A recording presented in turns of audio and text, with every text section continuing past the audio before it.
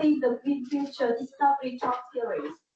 Ladies and gentlemen, I am sure that all we know heard about the Harvard University and University of Oxford, two extremely famous universities, not only in USA and UK, but also all over the world. And these universities are the destination a lot of students have a dream to enter. And today, it is a great chance for us to welcome two professors from these universities and listen to their lectures on the cutting-edge topics on educability and winning in the AI revolution. It is my pleasure and honor to introduce two speakers of our talk event today. I would like to introduce Professor Leslie Gabrielle Valiant, T. Jefferson Colley Professor of Computer Science and Applied Mathematics, Harvard University, USA. So please. I would like to introduce Professor Sumitra Gupta, Peter Moore Dean of the State Business School, University of Oxford, UK. I also respectfully introduce the distinguished guests and participants. From Green Future Prize, it's my honor to introduce Mr. Nguyễn Khắc Thiện, member of the Green Future Prize Secretariat, who is supporting UTC a lot to have this event. From the University of Transport and Communications, I would like to introduce Professor Dr. Buổi, Dean of Civil Engineering Faculty. Associate Professor Dr. Ngô Văn Minh, Deputy Director in charge of Innovation and Technology Transfer Department. Associate Professor Dr. Nguyễn Duy Tiến, Director of Science and Technology Department. Dr. Mai Nam Phong, the Director of Student Affairs Department. And I also would like to introduce Associate Professor Dr. Nguyễn Văn Long, the former chairman of the University Council. And one professor from the Faculty of Civil Engineering, I would like to introduce Professor Dr. Trần Đức Nghiệp, Professor of Bridge Engineering. Moreover, we are very pleased to have the attendance of professors, lecturers, and students in person and online at the event today.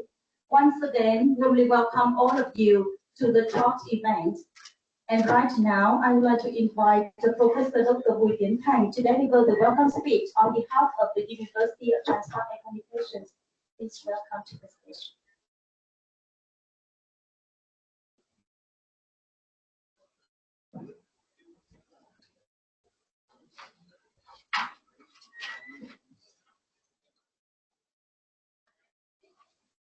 Good afternoon, ladies and gentlemen. The University of Transport and Communication, established in 1902 as the Imperial Vietnamese Transport and Public Work College, is among the four oldest institutions of higher engineering education in Vietnam. ITC main campus is located in Hanoi, with an additional campus in Ho Chi Minh City. ITC holds the distinction of being known as a cradle of railways and highway engineer in Vietnam, reflecting its pivotal role contributions to the development of national highways and railway system. Over the years, the university has evolved into multidisciplinary institutions, offering programs in engineering, economics, finance and banking, mathematics, architecture, and computer science. ITC is pioneering institution in Vietnam, offering an information technology program.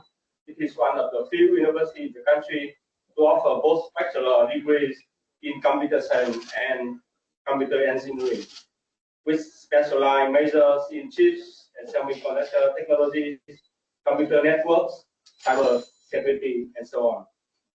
Welcome to this special series of lectures on the cutting-edge topics of educability and artificial intelligence revolutions, presented by two distinguished experts in the field Professor Leslie Valiant and Professor Sumitra Dutta.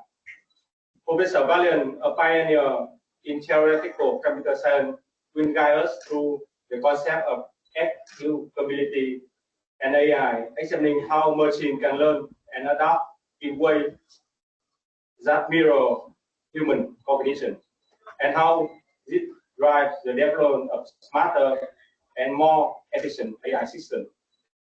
Professor Dutta, renowned for his work in the intersection of technology, business, and innovations, will explore winning in the AI revolution, highlighting how breakthroughs in the field are shaping industries, economies, and society around the world.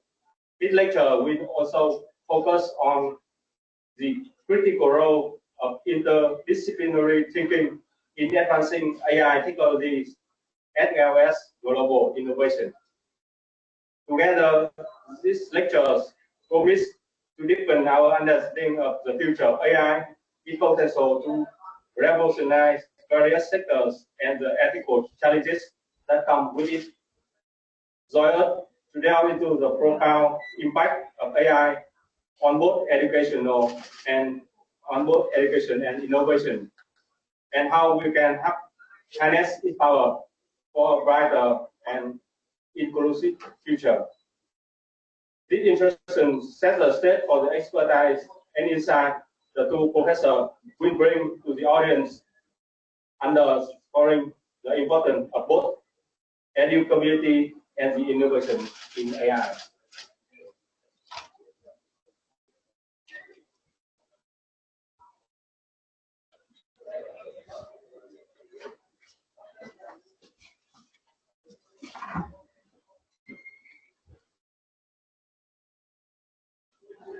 Thank you so much, Professor Thành, for your welcome speech. And now it is my honor and pleasure to invite Professor Leslie Valiant from Harvard University to talk about educability. So invite you to please come here to the stage.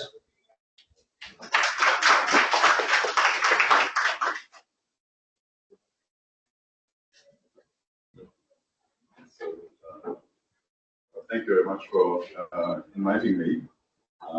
So do I have some control over slides? Yes.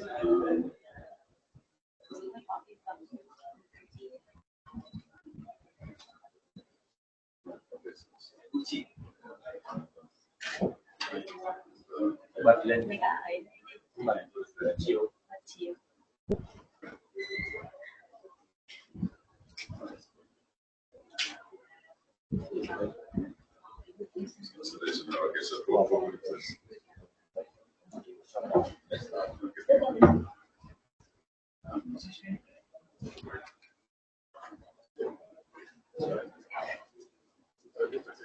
You can use the. Hello. Well, I'm happy with this. That's how I'll use this. I don't have to hold that.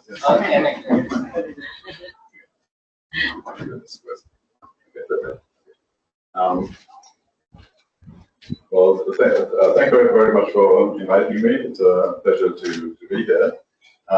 So I'm a computer scientist, and I've worked for a long time on trying to understand cognition, what humans do, what machines do, when they do things which are so-called intelligent.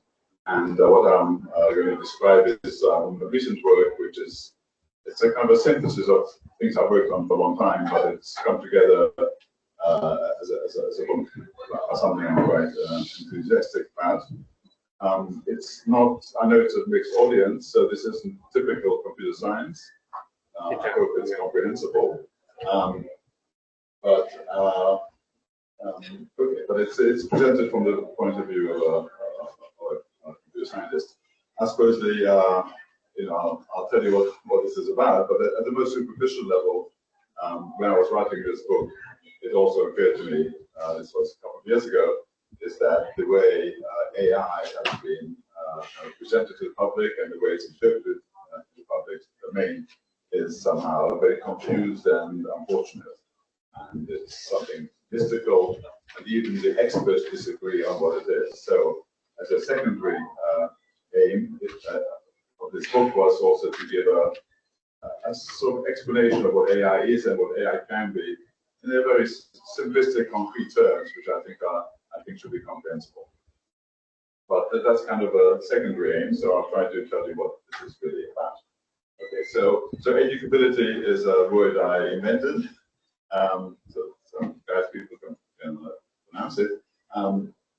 So it's basically a capability which I believe humans have, and which represents our more advanced intellectual capabilities.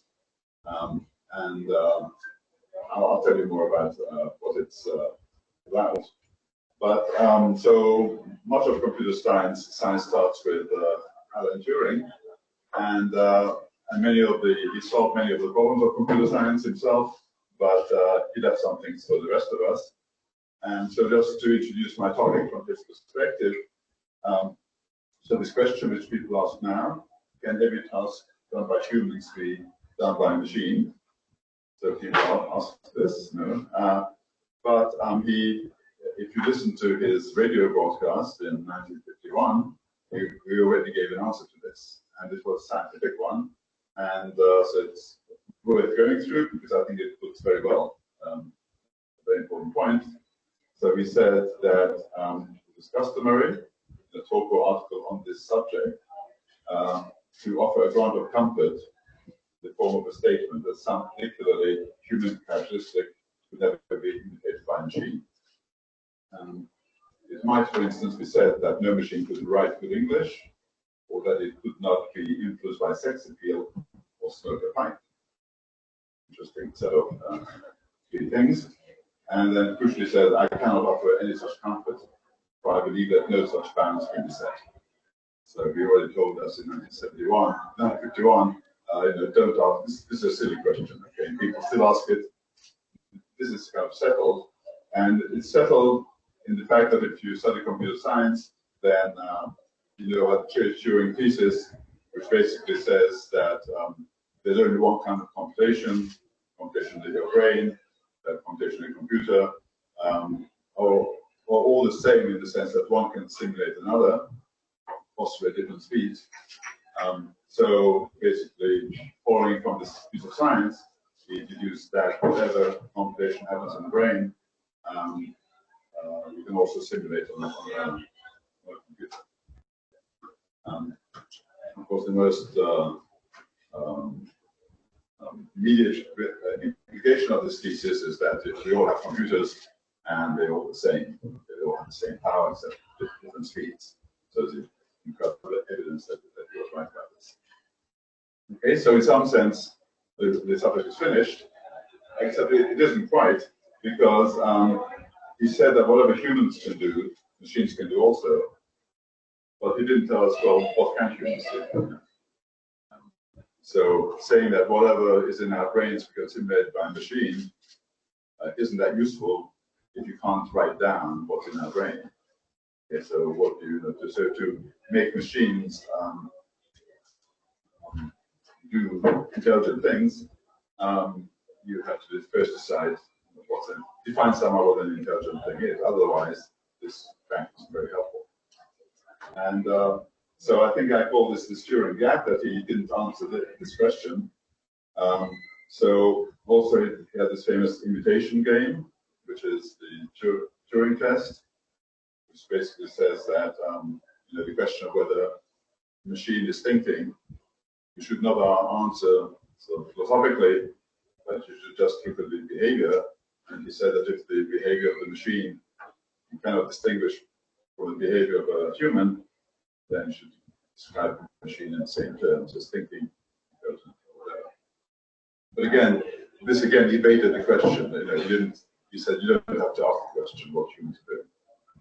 Well, I think the fact that that this question wasn't asked or answered at the time was a big impediment to AI. So in AI, not much happened. And so my approach to AI, and I think the approach going to history, which I think just worked, is basically one where you try to state explicitly what humans can do. And for example, the word intelligence may be the word which comes to mind as being what human intellectual performance is, but no one has defined it. Okay, so for example, we talk about IQ, intelligence quotients, when we measure our mental abilities, when we emulate our packages by a machine we call artificial intelligence. We keep using this word intelligence. Some feel that more intelligent machines will face potential risk and talk about seeking intelligent life. But we have no definition of what intelligence is. And sorry, I'm talking right here.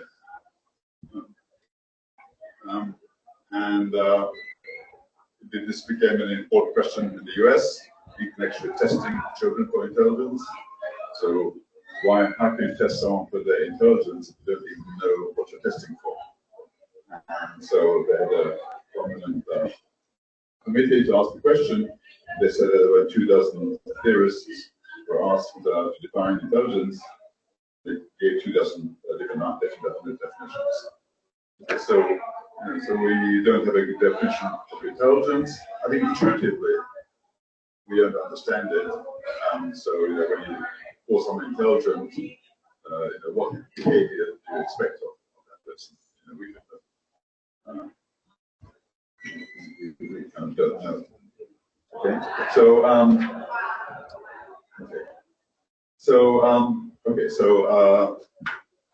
So the way I tried to make some progress in a new kind of direction in writing the book was to ask a specific question. And the question I asked is, what is the cognitive capability that humans have which enabled us to, so this is a picture of my book, but without the title, and the illustrator had these two arrows. It's a Stone Age arrowhead, and this is a cursor from a computer. So the question is, humans went from one to the other in a few thousand years, very fast.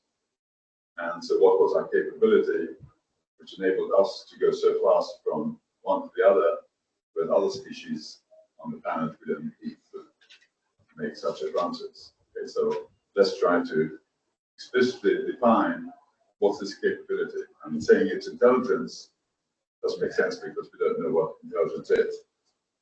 Okay, so what we're doing. So I call this the civilization enabler. So this is the capability in our brains which enables us to make progress. Okay, and so certainly it wasn't a biological change. No one believes that genes have changed from 5,000 years ago to now. There's been kind of essentially zero change in the human genome in the last 2,000 years. Certainly nothing which has swept through the whole population. So presumably some capability, some cognitive capability, which we had beforehand, and this capability enables us to learn new things, discover new things. Well, can we characterize it? And so part of this definition, which makes it easier than it seems, is that I exclude human abilities which we share with other animals. So vision, we can see, we can move, we have emotions, but these things we share with other mammals. Okay, so these I don't have to explain. These are all difficult subjects, but I don't have to explain because this we share with the other animals, other mammals. All I have to explain is in what way we became slightly different from other animals through evolution, which has enabled us to do what we do. Okay. And so so I do use the computer science method, and the reason why I think one can make progress on this is because computer science does offer some tools which weren't available before. So computer science gives some powerful tools, and so the first thing says that functionally well defined means that I'll show you in a second, is that I do want a more explicit definition of what's achieved when you realize something. Okay, so if I say you did this intelligently, I don't know what that means, but I do want a definition where if I say you did this, it's clear how things have changed from what was before. Okay, so it's the definition of behavior. And computationally feasible means that there's some explanation of how a computer, or a biological brain, you can actually realize this function in reasonable resources that you don't want to talk about capabilities which you can't imagine how they could be realized in the universe when it decides. So you want with realistic resources. Okay, so I should emphasize that the subject of how humans differ from other animals, it's a very big subject, of course. So academics study this for hundreds of differences between us and our relatives. But I'm looking for, just repeating myself, I'm specializing in this one cognitive capability that enables us to achieve this civilization we have. And just to go through some other possibilities, for example, eyebrows are believed to be unique to humans, but whether they are or whether they are not, clearly there's no theory of why if you have eyebrows you can make a rocket to go to the moon. And so we need some differences which explain some capabilities. Again, so many scholars emphasize things which are very important in human history, like animal domestication. Again, apparently very important in the basis of human civilization. But again, there's no theory which says that if you can domesticate a pig, then you can build a computer. Okay, so you need something which is more explanatory. So many studies emphasize that humans are very collaborative. So we learn from each other more so than many animals. Of course, many other animals are collaborative, like insects, but we're more collaborative more flexibly. But again, this doesn't explain. It's not a capability. Just because you can collaborate, it still doesn't explain what we do.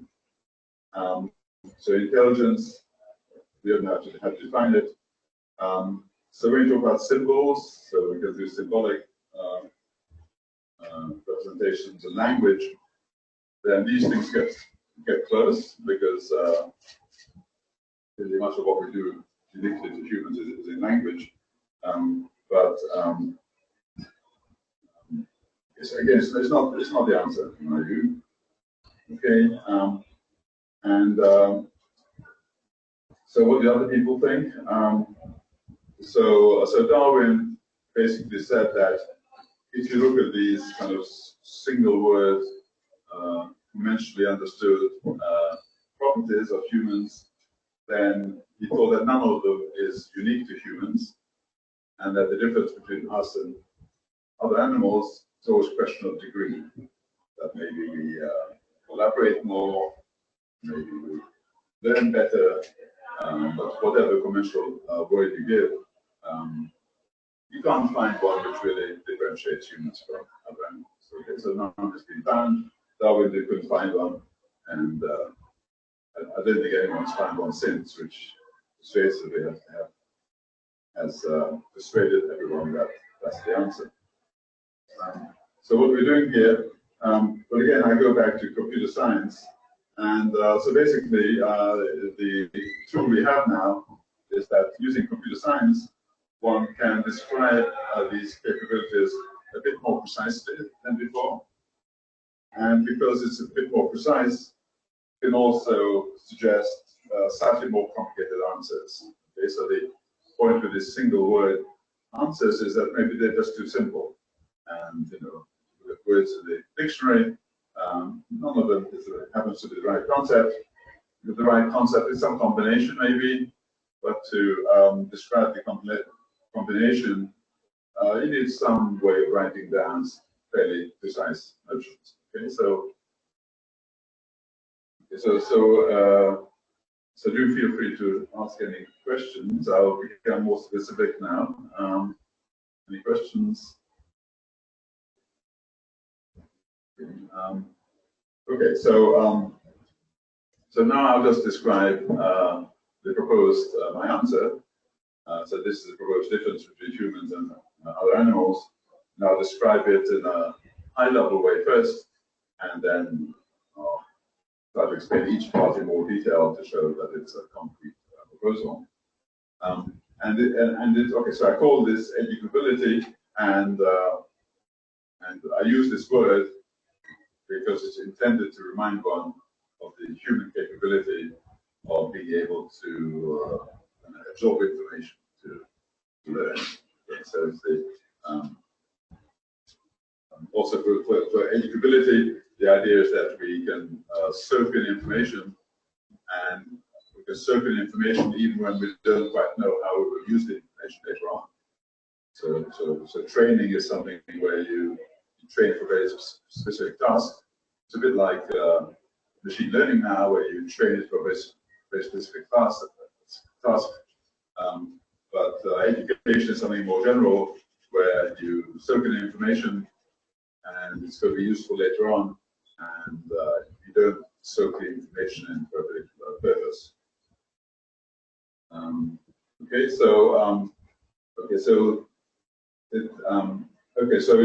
It consists of three capabilities under two further conditions, and informally they're easy enough to describe. So the first capability is that we acquire, I call it beliefs, but this is kind of very general, by generalizing from experience. So in computer science terms, this is just learning from examples. So you give me examples of chairs. So different children have seen different examples of different chairs, and somehow they're generalized and they recognize a new chair. So this is generalization. But the amazing thing is that children around the world have seen different sets of chairs, and yet they agree roughly on what a chair is. So very roughly, this capability is exactly what current AI does. And so that's partly I have to say that's for a good reason, but it also offers some evidence that this capability of this translation from experience is very simple, but it's quite powerful. So the large language models you can see today do exactly this. They just generalize from sets of texts. They generalize what the next syllable or word should be. Okay, so that's one of the three capabilities. So the second one is that once we've learned something, so I believe is something very general. It's like a rule. It's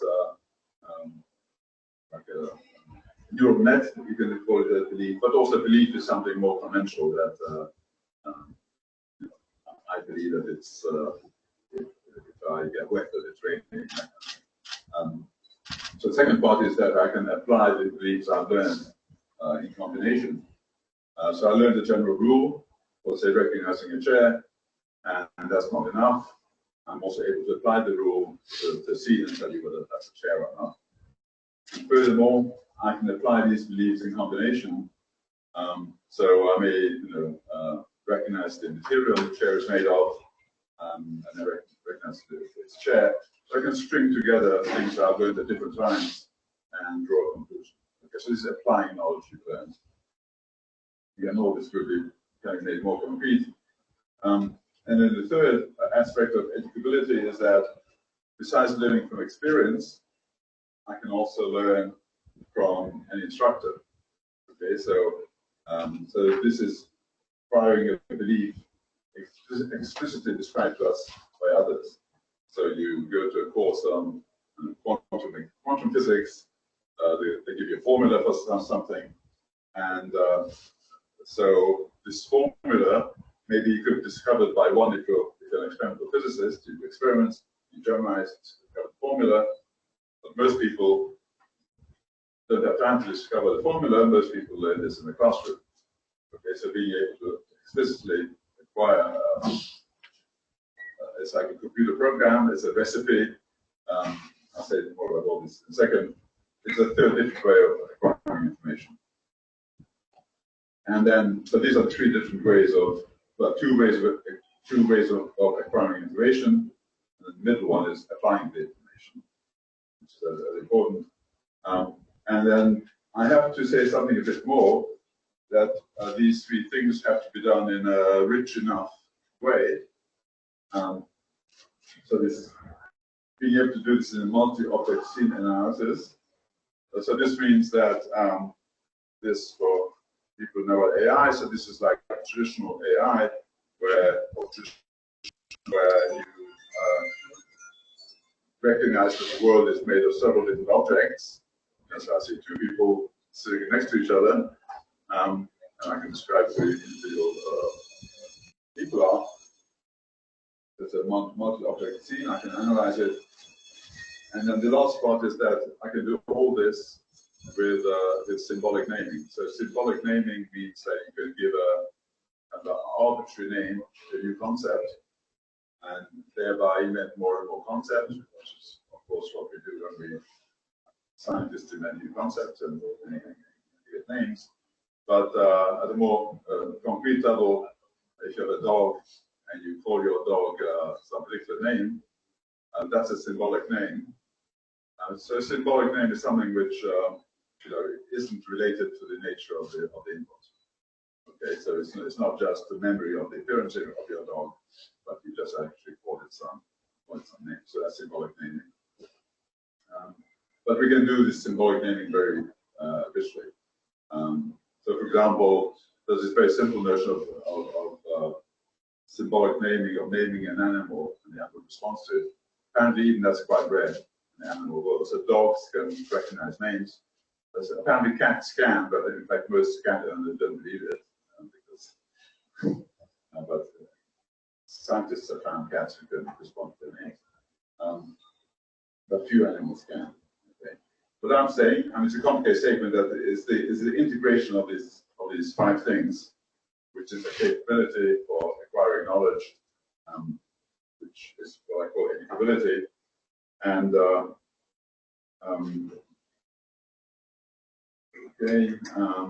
okay, so as far as education and philosophy, I don't want to say too much, but very roughly, when people describe education, they talk about saying that number one is experiential education, hands-on. Everyone thinks that's good.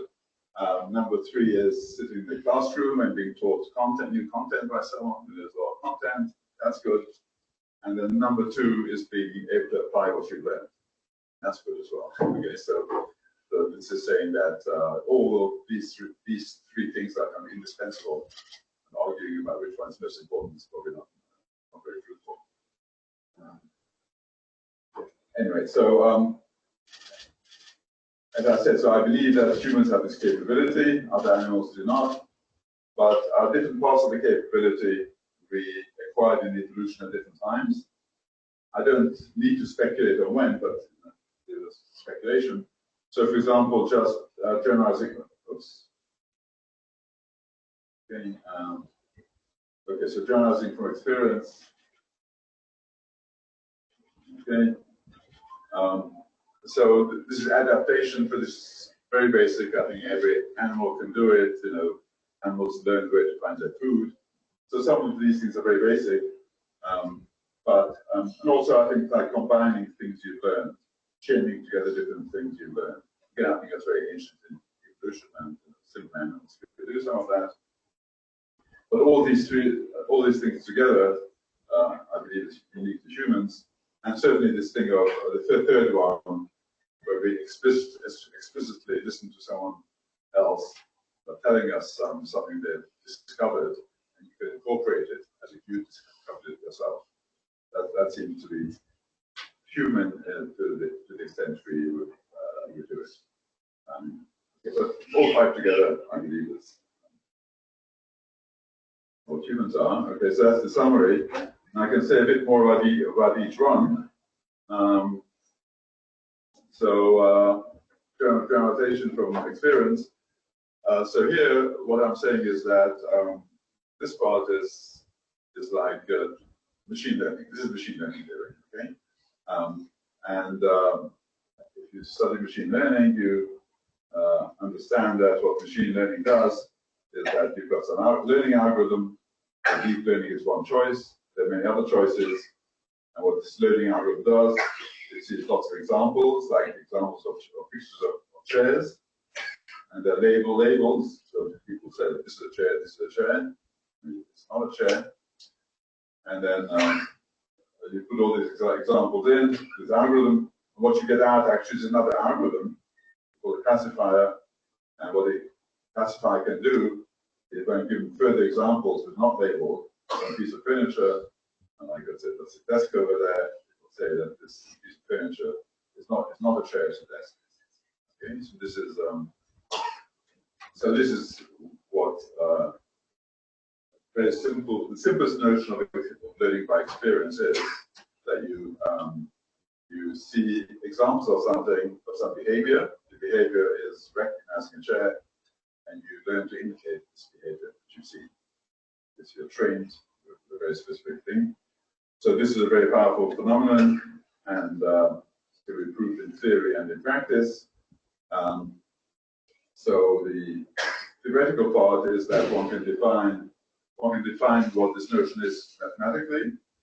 And mathematically, the main part is that you want to describe how accurately can you predict whether something is a chair. And so when you claim that you have got a learning algorithm which can recognize chairs, what you're really claiming, you have to claim something quantitative which you can decide whether you achieve. And so it's probably approximately correct. Sorry? No. Okay. That's the wrong one, sorry. Okay, so the issue is that you've learned from many examples. Got this classifier, however, the future ones, and so you measure how well you're doing by how accurately you can recognize a future picture on whether it's a chair or not. And the more effort you put into your training and all the computation, you want to do better. You want to do better and better.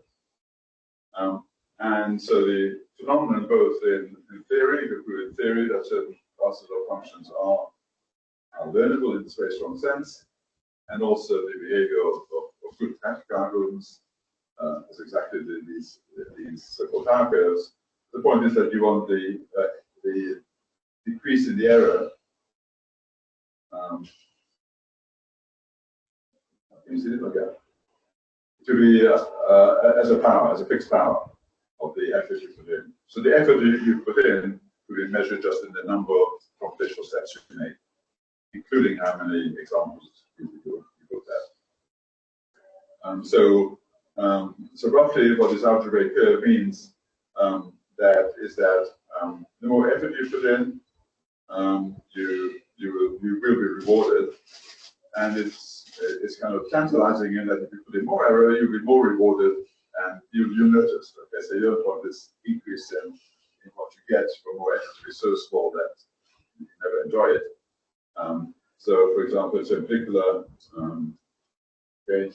So what this means, as an example, would be that if you suppose you with 10 times more effort, you halve the error.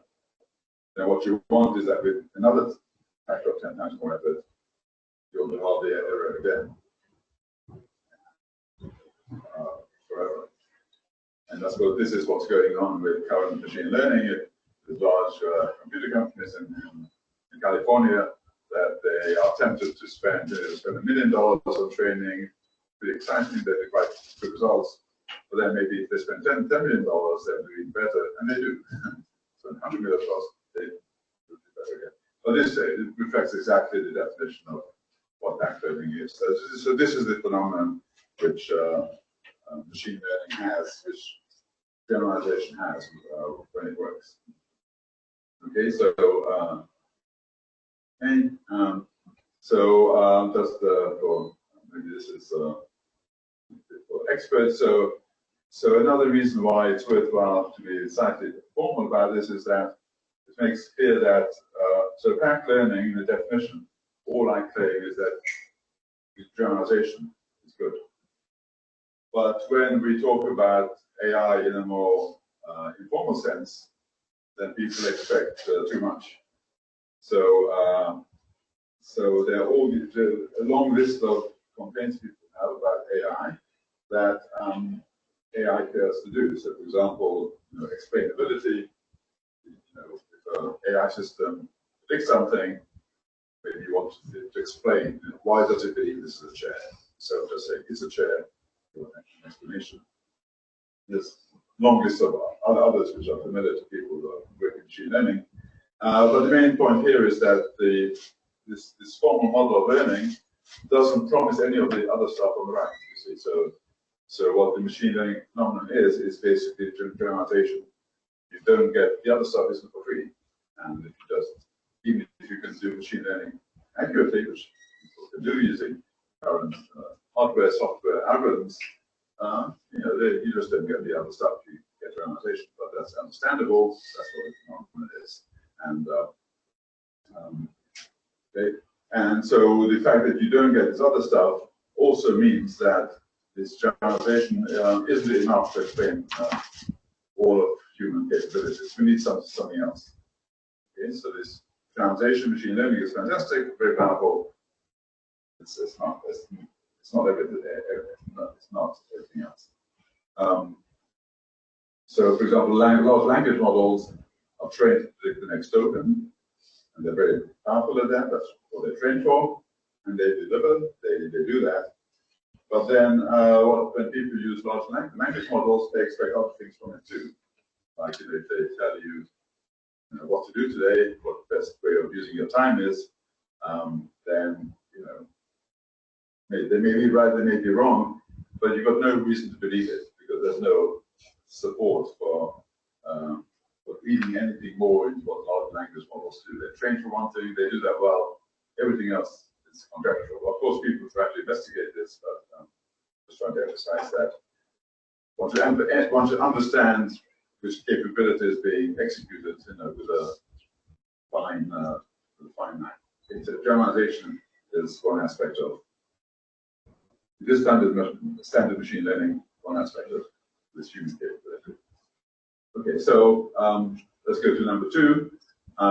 So chaining beliefs, which is a kind of reasoning that if, say if I believe that A implies B and B implies C, then can I conclude that A implies C? And so the emphasis here, or what's novel as compared to standard logic, is that we're chaining together things which are uncertain. Because when we learn using our experience from examples, when we learn what a chair is, there's some uncertainty. Okay, so you could make some strange furniture, which reasonable people disagree on whether it's a chair. So, so that's what we do, and so again in the system, there's a fairly precise formulation of what I mean by chaining, and the main aspects of it, it's called robust logic, are 2 things. So one again is that it's feasible computationally. It's you can explain how a computer or the brain will do something like this. So the other aspect is called soundness. So soundness comes from the word comes from logic, and it's exactly the fact that if you in logic, if you assert 2 things, and then you should be able to chain together the 2 assertions to reach the conclusion. And in logic, you study under what conditions you can do this. So somehow you have to have rules of inference. So if you've got these 2 things which you think are true, then there's some operations you can do to combine them so that the conclusion is still true. That's called soundness. So again, here we try to reproduce the same phenomenon but in the more difficult circumstance that we're only confident to some probability that each part of the thing is true, and okay, so it's in the world of uncertainty. Okay, so I'll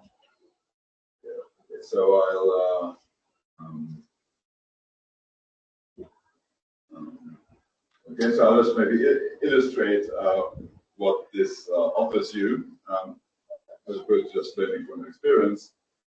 So if you take the statement with Aristotle owned a coffee making machine, okay, then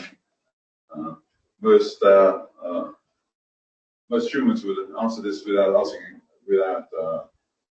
thinking too much, and they'd have to know what Aristotle and a coffee making machine are, of course. But and some large language models would answer this correctly as well.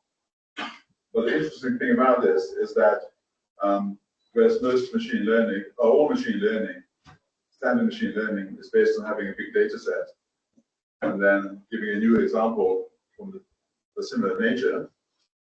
Like you get lots of pictures of furniture, you train on a chair, give a new picture of furniture you can test.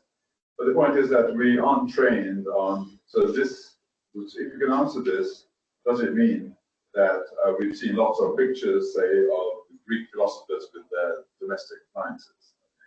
Have we seen Greek philosophers in their kitchens? The answer is no. Okay, so so obviously how humans do this is that we chain together, we reason. Okay, we know that Aristotle lived a long time ago, coffee making machines didn't exist then. Somehow we chain things together. And so this illustrates how, by reasoning, we can do things which we can't do by straight machine learning, where you need, to answer a question, you need examples which come from the same distribution. The question you're answering should come from the same distribution as what you've been trained on. Okay, so I don't want to go into details here, but this is what this robust logic can answer. So we've done two parts of this story of what educability is. So the third part is taking instruction from others. So this means just that we can, with this architecture, so supposing we could do everything I've described, we can also import into our brains a recipe or a method or instructions, a computer program or a formula which someone tells us. And so formalizing this is easy because this boils down to the classical universal Turing machine, which basically says that there's a machine which, given any other machine, can interpret the machine's universal, because whatever recipe, method, instruction, whatever is given to it, it can behave, it can execute the instructions. Okay, so this third part of educability is something which, again, you can formalize, and this one is most classical. Okay, so this is basically it. So, as I said, educability is this combination of these three parts. Very quickly, the upside of being able to take instruction from others clearly is that it may be very hard to discover new information from experience. You have to go to a dangerous place, so you have to do laborious experiments. But once someone has discovered something, they can easily tell everyone what they've discovered. Okay, so this allows discoveries made with painful experience to be easily spread. Just say it in front of 1,000 people. You can write it, 1 million people read it. Information is transferred. And of course, the kind of information transferred can be extremely powerful in general. So it could be new ways of reasoning. So, for example, doing arithmetic was discovered once, and we all learned arithmetic in school, but it had to be discovered by people originally before someone discovered it. You just couldn't deal with quantities.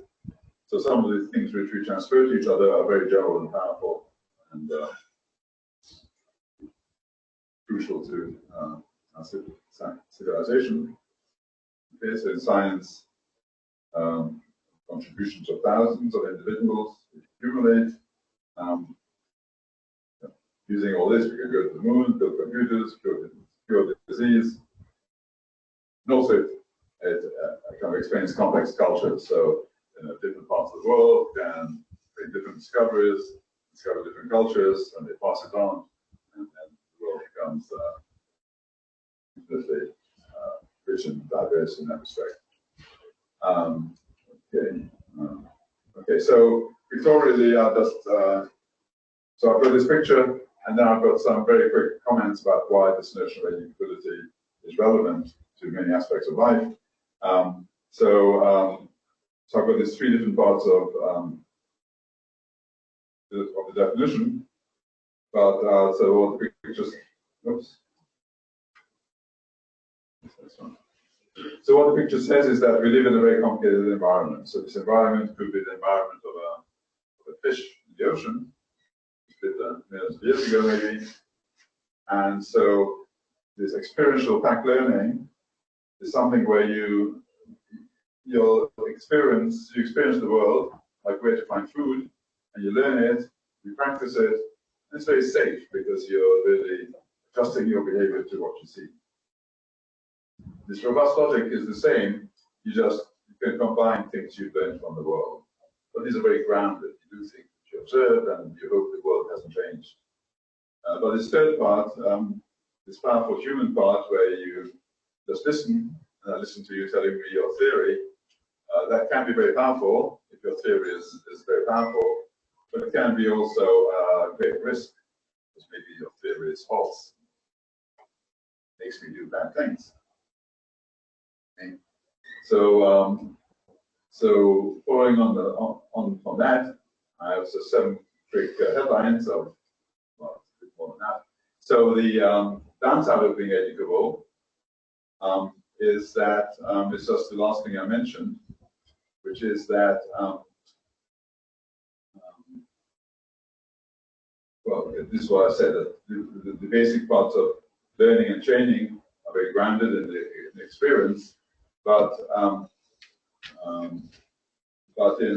when you start to absorb instruction from other people, nowhere in the definition is there capability of verifying whether what you're telling me is true or not.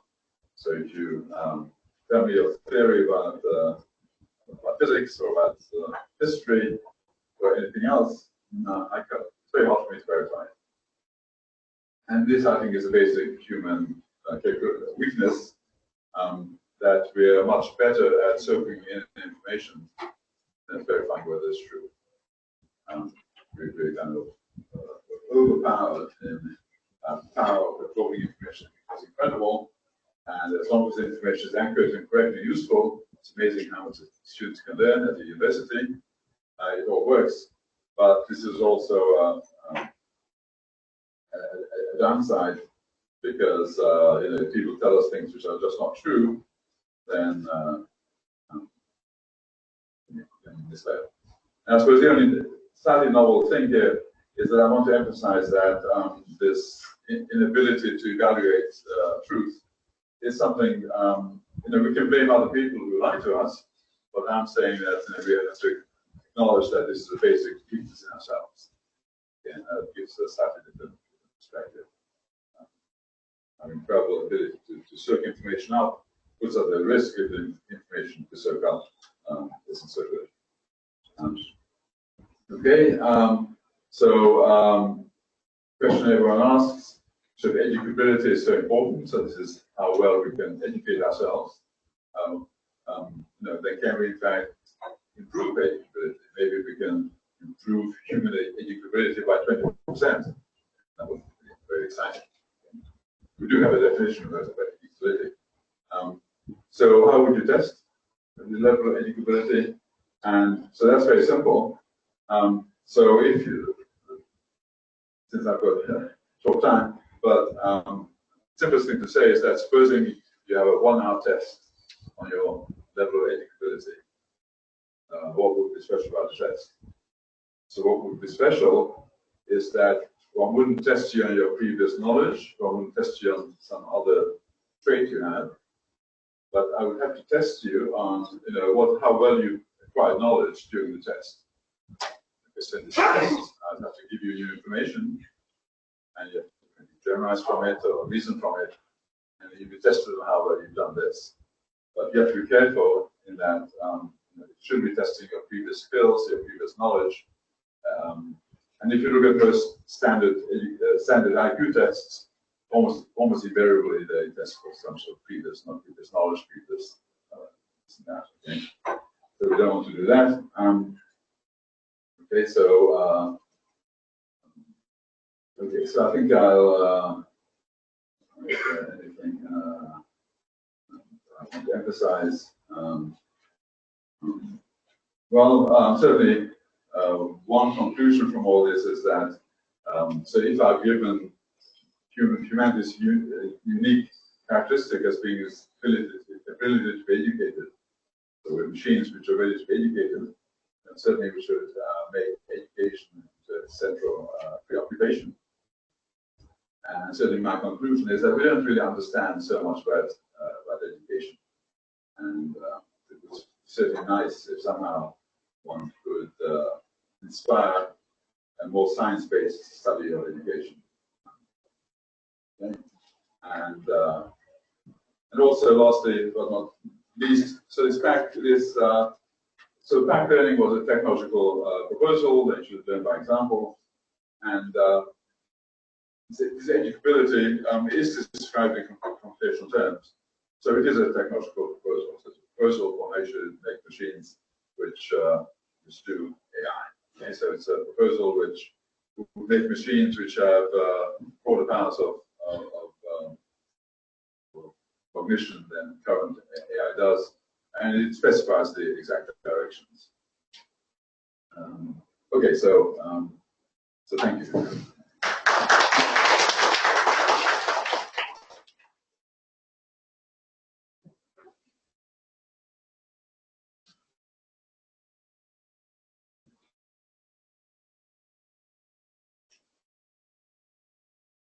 Thank you so much, Professor Leslie Valiant, for your sharing related to educability. And now it is my pleasure to invite Professor Sumitra Gupta from University of Oxford to deliver the lecture on winning in the AI revolution. Please welcome him.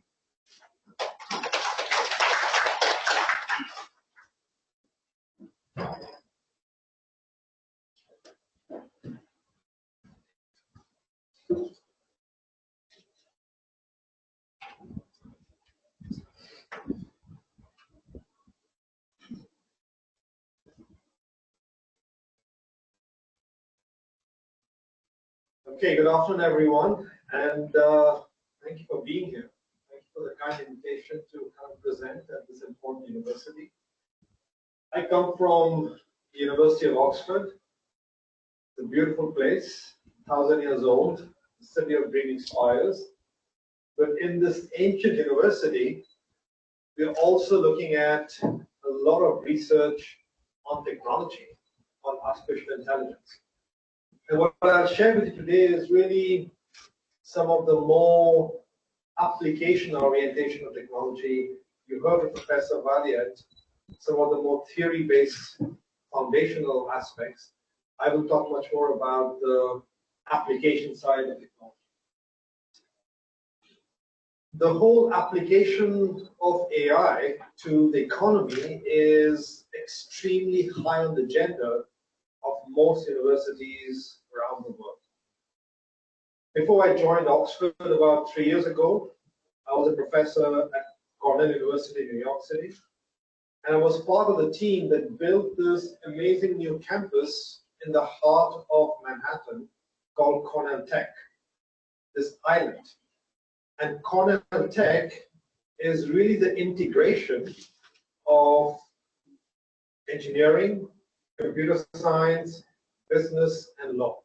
So all these 4 disciplines were integrated in Cornell Tech, and the basic mandate of Cornell Tech really is to apply digital technologies, artificial intelligence, other digital technologies to the heart of the economy in the whole New York City area. If you look at the other coast of America, in 2016, there was a major effort started by Stanford University to, in fact, study the field of AI for 100 years. Now think about it, it's not very often that a major university commits to studying a field for 100 years. What this essentially means is that Stanford, like many of the universities, expects that the implications of AI are very poorly understood today. We don't actually understand the implications neither from a technological point of view, nor from a social point of view, or from the impact that it will have on the economy, on life, on many different aspects. Stanford, in fact, every 5 years releases now a major report. If you're interested in looking at the broad spectrum of the current state of work in AI, I recommend that you look and download the report. The latest report, I think, is 2021, the last report. So what I'm going to do today is talk about 5 components, or 5 agenda items. And I will present them, as I said earlier, from an application point of view. So the first thing that I want you to understand is really the speed of change that we are seeing in technology and how difficult that is from an application point of view to actually comprehend. Think back about 120 years when the combustion engine technology started getting commercialized for building cars. And this famous quote basically tells that most people then could not even visualize what and how the world would look like as they went from transportation with horse carriages to transportation with cars. People could not even imagine the concept of suburbs or of shopping malls or of the whole infrastructure of gas stations and the roads and the entire thing that was set up to support this whole new technology that actually changed the notion of mobility. A similar revolution, by the way, now is happening with this whole broad EV space, but EV is much more than battery. EV is a whole rethinking of how, in fact, that mobility space is utilized. Because there you can, in fact, deliver information services, various commercial services of various kinds. And there's a reconceptualization happening today about what does a car represent. A car in some future version could also be thought of as a device that not just pollutes the environment, but does the reverse, maybe cleans up the environment with the right technology. So there's lots of different reconceptualizations that are possible, and that's one reason why it's very hard for us today to actually imagine what the future will look like. I love showing this very simple simulation to just show visually the impact of exponential trends. So we all know that Moore's law, computation power doubles every 18 months. And here in this simulation, there's a lake, Lake Michigan in the US. The volume in fluid ounces is roughly the capacity of the human brain in computation per second. So if you start filling the lake, starting in 1940, the top right out here, and you fill water at Moore's law, till 2010, you hardly see any blue. And then from 2010, the blue explodes.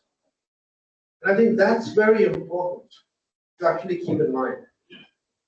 Because modern microprocessor technology started somewhere around the mid-50s. So today, if you look at, we are in 2025, we are roughly around 60 plus years in the modern computational core technology. Here, the big blue explosion happens at 70 years. So we are really at that point in which the exponential curve is kicking up. So if we think from an education, from a business point of view, that yes, we have seen technology progress. You know, my laptop right now is so much more powerful than the laptop I had 2 years ago. Or my mobile phone is so much more greater than the mobile phone, the last version that I had. We haven't seen anything as yet. Because really what we are seeing out here is that the curves are going to become extremely dramatically steep. If you sort of superimpose an exponential curve on a linear curve, for a long time, you don't really see much of a difference between the two. But then there is a tipping point at which the exponential curve kicks off in this hockey stick kind of a trend. And that's when the differences between the linear and the exponential trend become more and more bigger every single year. So we are somewhere at this point at which the kickoff has already started. And one reason why we have seen such dramatic improvements in AI technology in the last 5, 7, 8 years is partly because of this. Because now technologically, things are computationally feasible, which were just simply impossible 20 years ago.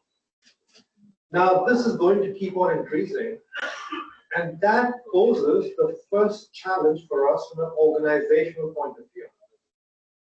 If you think of any organization, be it a university like this, or like Harvard, or like Oxford, or a bank, or a pharmaceutical company, or a retail company, most organizations live in a linear world.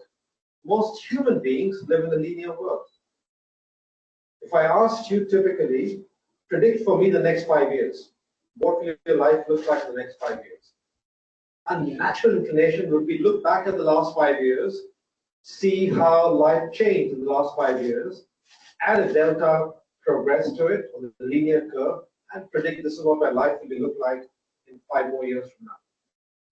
We are very, very poor. This has been shown by psychological experiments, decision theorists, that we are very poor at handling exponential trends. We don't actually understand it. Many of the decisions that are taken, for example, in the COVID pandemic, were criticized because they don't actually understand how the exponential trends in virus transmission affects public health. So a very key important note here is keeping this in mind that business today, education today, we are facing bigger and bigger and more rapid changes in technology, computation capabilities. And for some time, some years ago, people thought that maybe Moore's law, is stabilizing and hitting physical limits in what manufacturing can do for semiconductors. But if you look at progress right now, progress has continued on that Moore's law curve for the last several years too. Look at what's coming up with quantum computing. As quantum computing gets more commercialized, more feasible, that pace is going to continue for a pretty long time. Now, I want to show you some graphs on actually what is the progress in AI today. And these are graphs that are taken from Stanford University's AI initiative. And these are graphs that just show some tools and some benchmarks of some activities. So this one is a very classical one, ImageNet. It's a database of millions of images contributed by independent volunteers, scientists around the world. And you have tests that actually test various computer vision algorithms to see how well they predict and recognize patterns as compared to human beings. And what you see is that roughly from 2017 onwards, machines are doing it better than human beings. And this is the reason why today, if you enter countries like America or many European countries, you no longer have people checking your identity. If you have biometric passports, the machine checks your identity because the machine does it better than a human being. Similarly, in banks and retailers, very often, facial recognition is done as a routine recognition technique. And this is not just about recognizing a face. A face is typically a two-dimensional picture. Think about multidimensional data. Data coming from a factory, data coming from a plane, data coming from a city, data coming from a building. Human beings are extremely poor at recognizing and sorting through multidimensional data. And what you find is machines today are much better than human beings at recognizing patterns. Now, if you ask a question about, can you actually interpret that data? Can you answer questions on a pattern? So you can give a picture to a child and ask the child some questions on the picture. A child is typically able to answer questions with the common knowledge comes upon the world the child is at. As you can see, the machines were not very good at it till 2021. As recent as 2021, okay, 2-3 years ago, human beings were better at answering questions. Today, now, machines are becoming as good or as better, in some cases, to interpret what they're actually seeing in the data. And this is very important because if you think about what we do as managers in a company or as experts in a field, a lot of our work really is about interpreting patterns in data. Sorry, recognizing patterns first and then interpreting it. You might have sales data, you recognize the pattern of sales going up and down, and then you interpret that up and down movement of sales based on knowledge about the company and the product and so on. So the core activity for human beings today is recognition of patterns in a complex data set and interpretation of patterns.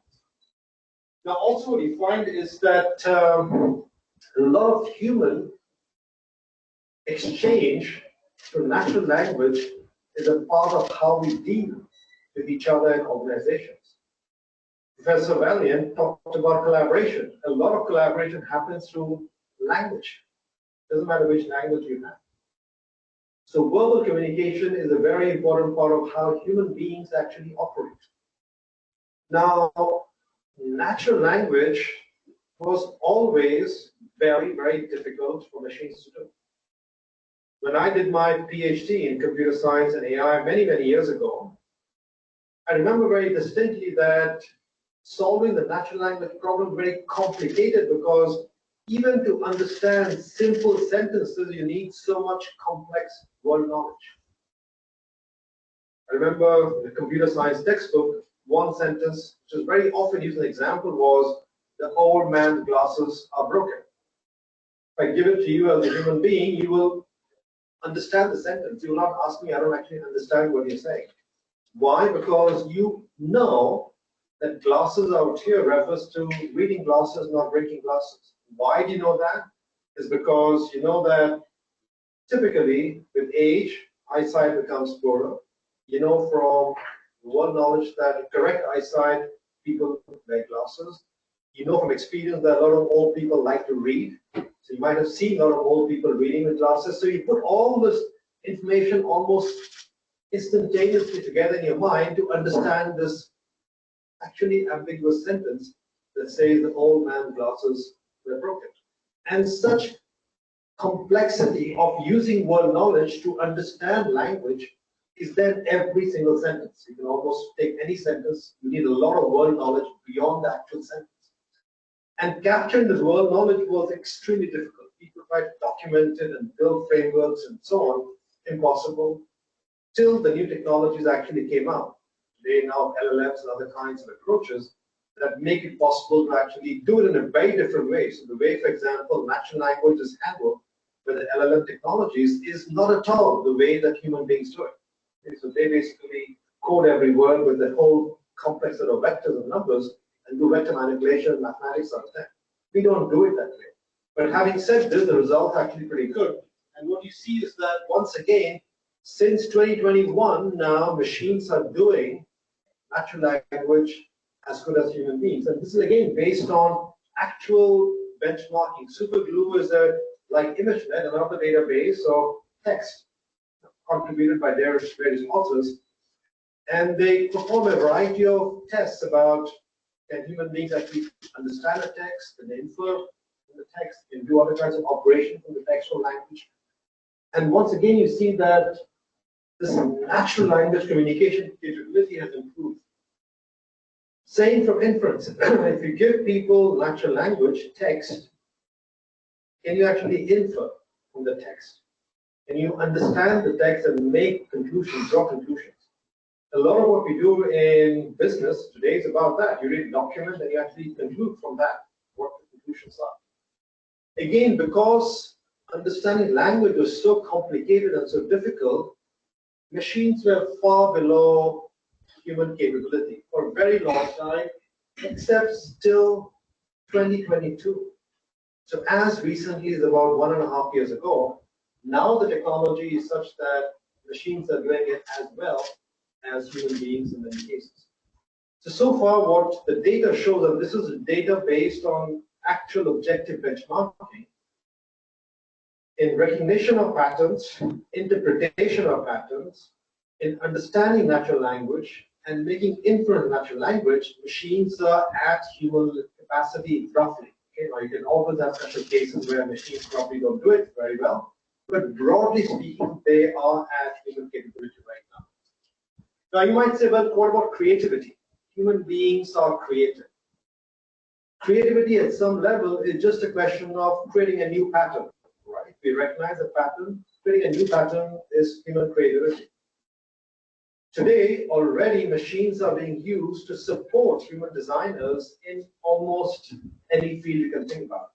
From fashion design, which is the core element of human creativity. Fashion houses had human designers that paid a lot of money and they built the brand of the human designer. Today, a machine's doing analysis of social media images and suggesting to the human designer what to do, which color, what length of skirt, what kind of design, and so on. So the machine is becoming almost like, today in many cases, a support, but in many other cases, it's actually supporting and giving designs itself.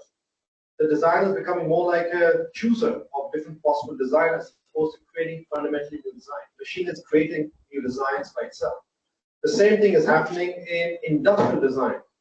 So I'm on the board of a company called Dassault Systems that makes all these 3D simulation software.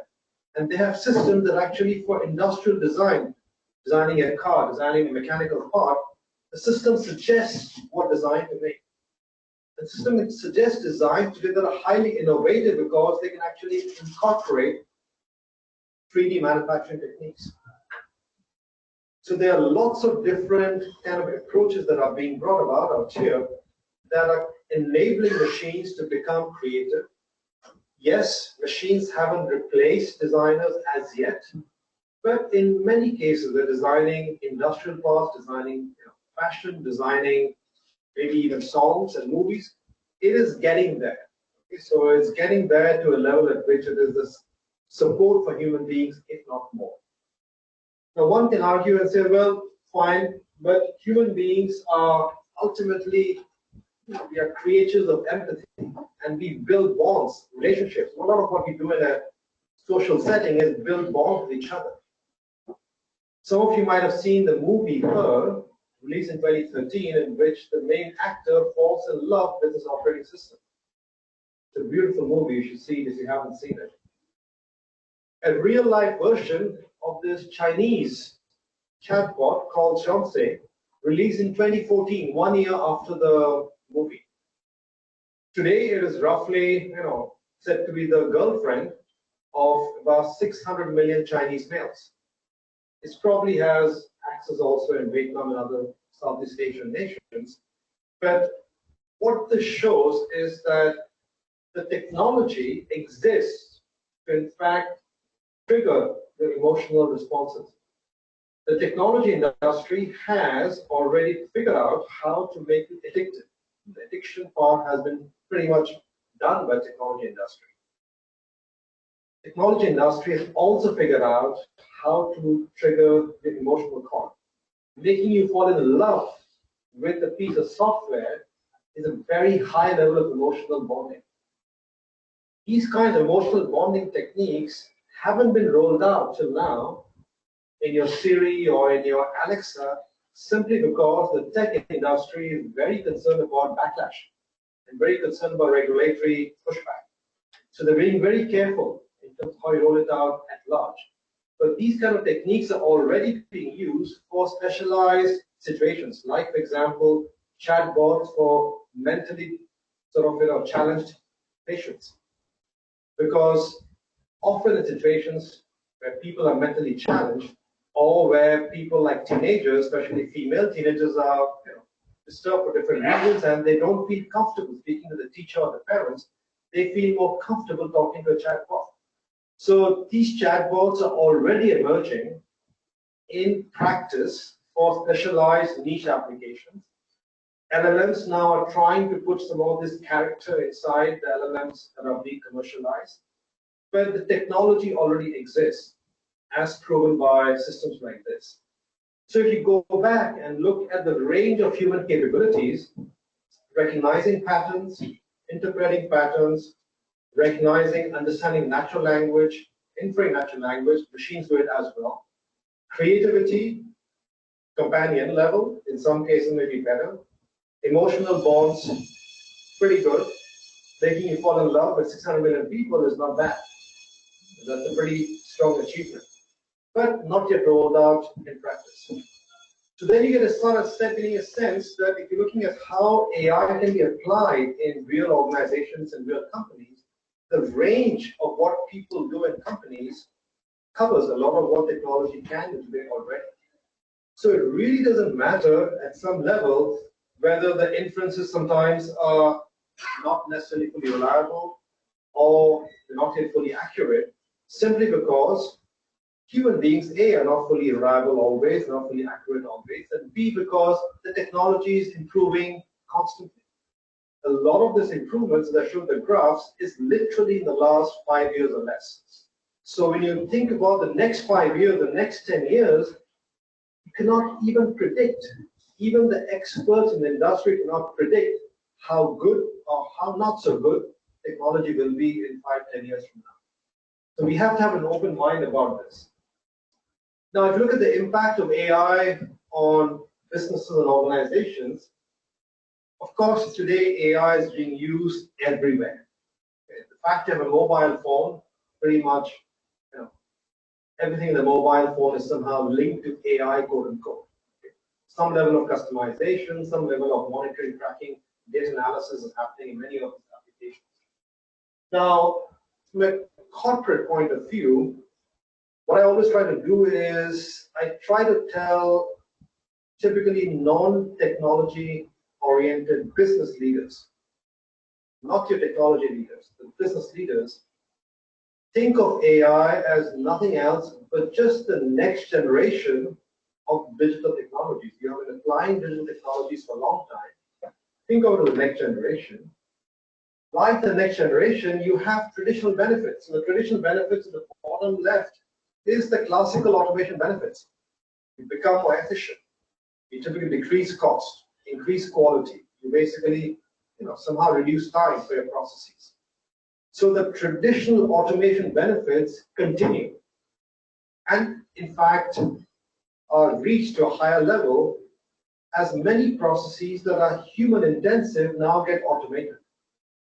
Okay, this is the classical robotic process automation kind of a concept, human beings doing repetitive tasks, and now you can in fact do it even more. So a lot of things actually become automated even more. The level of automation happening in companies is going to keep on increasing as we go forward, because more and more things can be automated that are being done by human beings. The one on the top is, I think, a very interesting and important thing, because in every business there are friction points. For the employees, for the customers, it's hard to sometimes get an answer. It's hard to, for example, find the right product. It is hard to, for example, get the right service level. You go and choose a computer. You don't know which computer to choose. You go and talk to the agent. The person doesn't know exactly how to answer your questions or doesn't have enough knowledge of the product itself. There are lots and lots of friction points in every business. But today, with artificial intelligence, with AI, what is possible is you can reduce the friction level to low level, in some cases almost eliminate them. And simplicity is possible, because making life simple is a very key requirement in an increasingly complex and a fast-moving world. So when the world is moving faster, getting more complex, you want to make things simple for your employees, simple for people, simple for customers. And so if you actually identify the friction points where people have pain points, you can apply technologies to make life simple. So once again, as far as the non-technology oriented business leader is concerned, that appeals to a person. Let's see how we can apply technology to make life simple for my employees, for customers.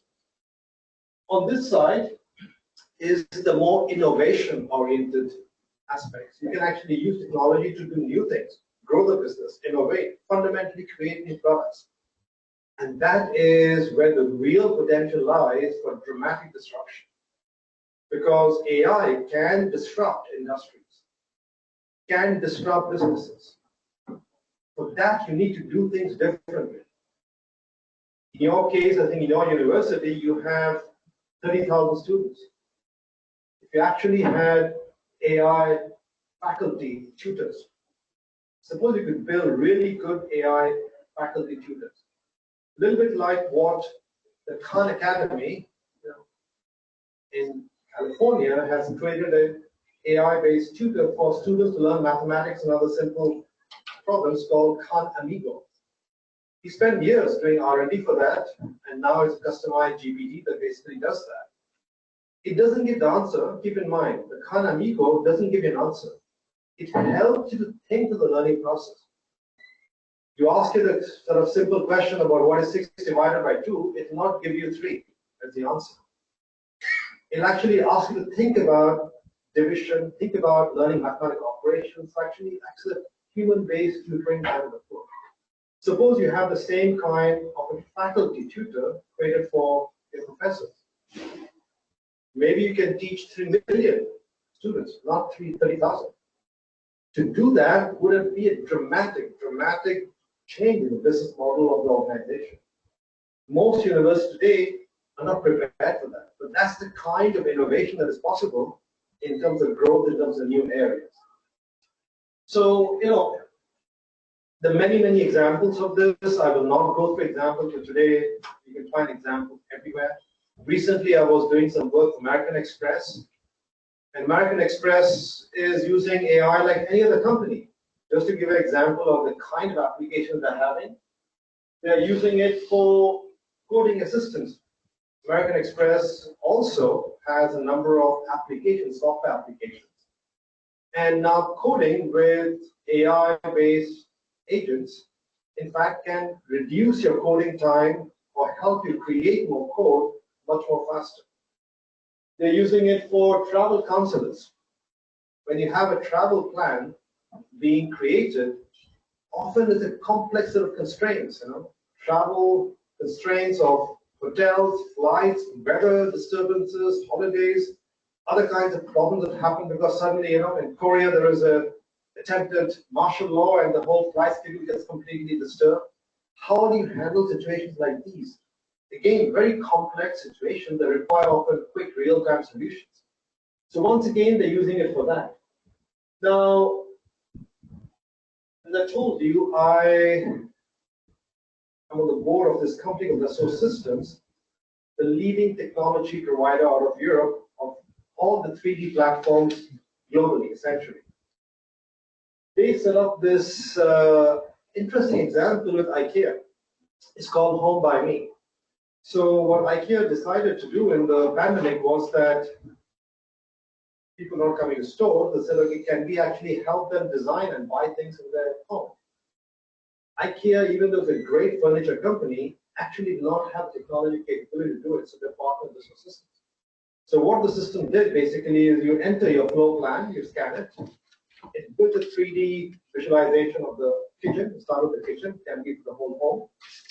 And then you can actually pick products from IKEA's catalog and place them in the 3D visualization to see what does the room look like. You can also actually give it images of other rooms, and it can actually scan those images and can say, well, give me a room that looks a little bit like this. So essentially what it does is it provides different offerings of products from IKEA or from other companies to create an environment that you would like to see and have in your home. Now, what IKEA found in this was very interesting. They found that this system was creating new information which they did not have before. Why? Because before, they were not capturing the mental processes that the customers were going through while thinking about what kind of products to choose. Typically, the sales agent would talk to them, or they would actually just come and say, I want this and this and this. But actually how people think and visually sort of combine products was not being there captured. Second, what they realized was that this information was so important for the future and did not have control over it. Because the system is being done by the source systems. And so essentially they had to have a partnership with the source systems such that they could actually keep control on this critical information of the future. Because what they realized also is that the more time people spend configuring their rooms, the higher the sort of the actual probability of them purchasing, making a purchase. You're more committed to the entire process, the more time you actually spend customizing the environment. So you have a number of examples like this, but I will not go through many more. But let me take this one about education. Given that in education, I talked about human faculty and AI-based tutors. This is a Chinese company called Squirrel AI. And Squirrel AI is one of the most advanced companies in building these tutor-based systems that are actually being used for learning and tutoring students. And Squirrel AI has done tests in which they have compared the kind of tutoring capabilities provided by their AI agents versus the best teachers in mathematics, the best teachers in sciences, and they found actually the agents do equally well or better. So again, the real examples of how you see, in sort of one culture in China, good technology applications are showing that it can actually change the way you look at education. Squirrel AI, for example, has fundamentally retaught how to teach children mathematics in China, how to teach children the sciences in China. And now they're in fact rolling this out in other parts of the world too. So again, lots of interesting examples of this. Now, one of the issues which also becomes important is when you talk to companies is CEOs and the CXO suites often ask you, what should I do? Okay, fine, technology is changing, technology is happening, what should I do about technology? So the first thing I'd like to begin by saying that look at innovation in your company. Innovation can be put in what I would say are two broad big buckets. So one bucket is what I would say the small incremental changes that you keep on doing in every business. And the other bucket is the big disruptive changes you might actually do occasionally, but those are big disruptions inside your business. Now, most companies do both, although most companies do more and much more incremental innovation. We are more used to incremental innovation because the total quality management processes, the Toyota production techniques, and all are all designed for incremental innovation. We don't do a very great job at disruptive innovation, typically. Let's look at why. The culture required to support disruptive innovation is typical of the culture that you see in a startup typically. Very informal, high risk taking, not many rules, mistakes are made, and you have to move fast. If you look at the culture of incremental innovation, it is a very different culture because you're not trying to discover anything dramatic. You're trying to basically improve what you have and improve it in small steps. You want stability. You don't want dramatic changes. You want more rules, more goals, more kind of formal management, more structured processes, more focus on quality. Like you go to McDonald's or near the fast food joint, you don't want dramatic changes in the fast food processes. You want stable processes. Yes, you can have changes here and there, but you want stability in the system. Now, This cultural difference shows you why it is a problem for companies to do disruptive innovation. Because the culture of most existing organizations, your university, my university, Professor Leslie's university, is on the left-hand side. Our university is designed for doing incremental innovation, just like any bank is or any other organization is. This is a core cultural issue that is preventing organizations from actually leveraging the power of AI. So it's very good to talk about the disruption of AI.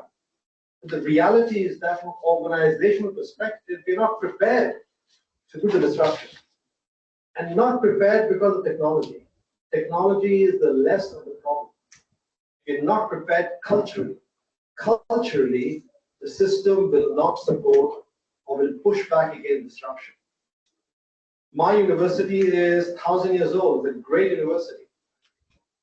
But if I start proposing that we'll replace faculty by AI-based tutors, you can imagine the pushback from faculty. They will correctly probably, and rightly so, argue that the best tutoring is by human beings. But then what about the Squirrel AI example I gave you earlier? Squirrel AI has done tests to show that the best teachers are sometimes equally good or less good than the AI agents in tutoring students. So the question really is, to do a kind of disruption in existing organizations is culturally a very difficult challenge.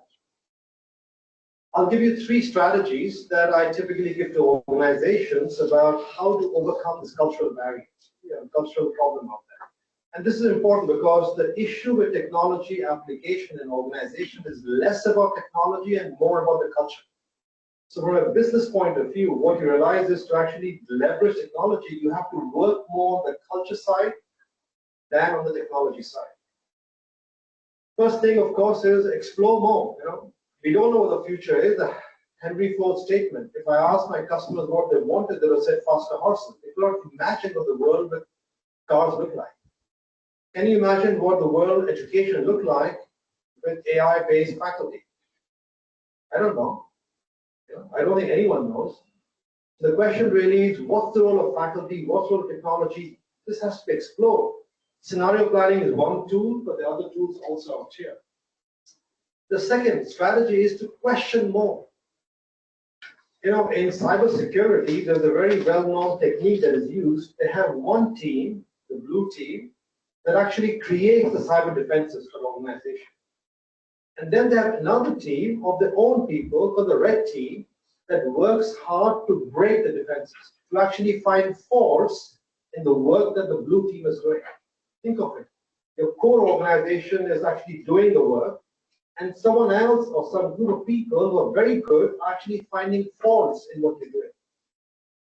That basic culture of questioning what you're doing, why you're doing it, what are the assumptions, is really behind this whole notion of red teaming. And very often we don't do this because in organizations we take things for granted. We're doing it for 70 years. Let's keep on doing it. There's no reason to change. Successful. Business is good. Let's keep on doing it. Questioning, I think, is a very important part of this whole process of rethinking the organization. And the third strategy really is to focus on learning. How quickly are you able to learn about possible futures? So whenever you look at digital transformation, it's a combination of 2 things. So on one hand, is what I've termed the organization today, where you have to keep on improving it. Technology will help you to improve things, always.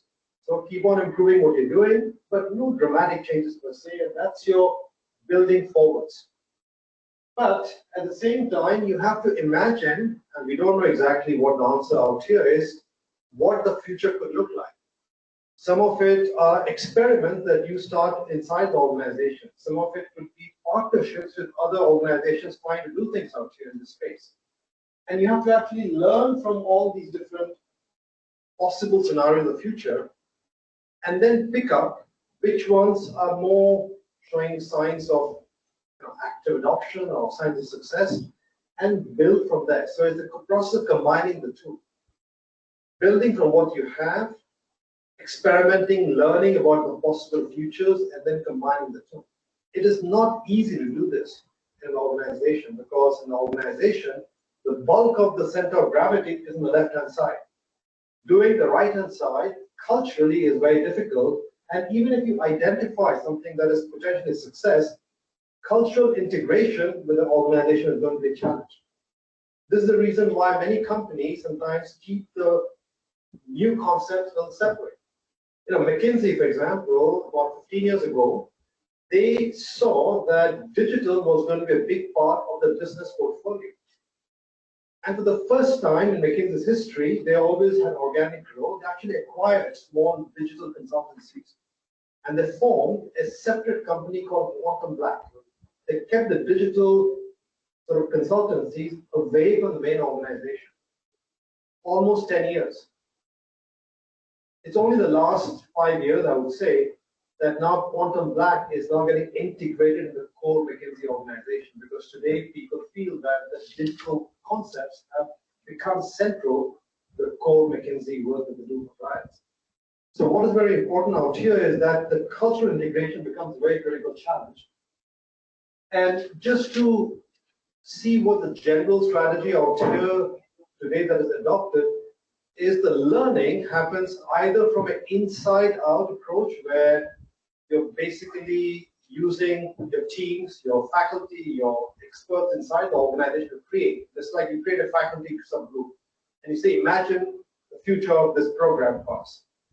Or you're looking outside and seeing which other entity has done something radically interesting outside it. Most companies do both, most organizations do both, but the one that is preferred, especially if you're facing high rates of change, is outside it. And the reason outside it is preferred is simply because it is faster. It doesn't mean that it actually works better, simply because integration of culture is extremely hard, integration of new entities extremely hard, so often the mistakes made are there. But in terms of identifying the concepts, looking for new ideas, disruption, outside in is the preferred approach today. What that means, for example, my university, for your university, Harvard University, I would say, is that we have to be looking outside the university for new ideas. We have to be partnering with new players outside the university much more aggressively and learn from them. And that's the problem. The challenge out there is that the heart of the universities is very much geared towards one culture, one innovation, one way of doing things, and imposing a new model and different disruption that is AI enabled is not easily accepted. The cultural backlash and pushback is very hard. Let me just end with 2 more slides. And I want to leave you with some questions that I think you should try to ask. These are difficult questions. I don't have the answers to them necessarily. The first question is about AI in your business, or in this case, in your university. So when I work with CXO suites, I typically tell them, forget the jargon, forget the complexity of the technology. Think about 4 simple business questions. What is your biggest cost driver? What is your biggest people pain point? If you could actually create any new product, ideal new product for your current customers, what would that be? If you actually could enter any new market, what would a product be for that new market? Okay. Simple business questions. Great questions for discussion. You can actually form groups of people who will discuss answers to these questions.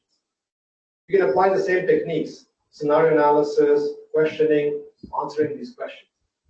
And what you find is that each of these questions will lead to thoughts in the team about how they could do things or conceptualize things differently. And those thoughts, to actually execute on them, AI will become part of the solution naturally. I can guarantee this, that in almost all cases, the answers they come up with somehow digital technologies, which today essentially means AI technologies, will somehow enter the picture to make it a feasible solution. So my recommendation always is never try and sell technology to organization, because it's like, selling a hammer, they're looking for a nail. But much more drive the discussion from basic questions about what does it mean for your business? What are things that you can do different? And from there, you can actually bring in technology into the discussion. And these questions, the next 3 questions are, I think, even more difficult questions. And these are broader questions that a lot of people discuss today in the field of AI is, as you probably know, that AI today, the actual expertise is quite concentrated. There are 6, 7 companies globally, maybe 10 companies maximum, that have the capacity to be able to do these things. Actually create new hardcore technologies in AI. Maybe 2, 3, 4 countries have the capacity to be able to invest that kind of technology resources. And what if you're not one of the 10 companies or 5 countries? What do? That's a very big question. Because does it mean that these companies or these countries are going to keep on getting a higher share of the benefits being created? I have done studies looking at the economies of Europe versus America. And one reason why American companies are typically higher value and typically perform better is because they use digital technologies better than European companies. So technology actually is creating inequality in the world. A lot of people feel that the mobile phone and so on, everyone has a mobile phone, the digital divide has decreased. In fact, it is the reverse. The digital divide has increased in the world and is increasing given the rapid progress in technology. And as the digital divide is increasing, people getting value from it is also, the gap is increasing. The rich countries, the rich companies, the rich people who have better technologies, more resources, more skills, and more networks typically create higher value than poorer companies, poorer countries, poorer people who have some technology, less skills, less resources, and they create value. It's not that the value is zero. They create some value, but the gap between the value being created is huge. And that gap is growing. So the distribution of benefits of AI is not very equal. There's a big question mark about impact of AI in jobs. I talked about all the different categories of things that AI is becoming as good or better than human beings. I was talking to the son of one of my friends who's a lawyer, the young lawyer working in a big law firm. I asked him one day after dinner in their home, I asked him, what did you do in your work today? He told me he's looking for a client, and his job that day was to actually go through the emails of his client's that case, whole day, reading emails and trying to identify emails that were relevant to the case that he was actually preparing documentation for. I asked him, like, do you think your job is done by machine? And he agreed. He said yes. And that is a big question mark. How many jobs will be transformed and at what pace? No one knows the answer. If you have seen in the look at the press, typically, I don't know in Vietnam, but in Europe and America, many companies are slowing down the hiring. Officially, the official position is we overhired in the pandemic, and now we're rebalancing. That's the official line. In reality, the issue is most companies are preparing for potentially lower needs for employees going forward. They'll never state this publicly because it's a very sensitive issue. But the reality, they don't know exactly how many people they will need, how many young consultants they will need, how many young programmers they will need. So they're slowing down the hiring. And maybe they'll hire more if they need, but they're waiting and seeing what happens. And of course, human safety, the classical issue that often people talk about. How will you in fact predict and make sure that humanity doesn't get affected by this? Whole big discussion around that. I will not talk about it, except to basically say that often people talk about the solution being the human in the loop.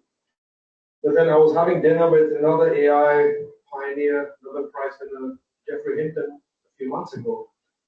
And he said basically that having a human in the loop will not solve the problem if actually the machine is more intelligent than a human being. Because his view was the machine will convince the human being not to flick off the switch.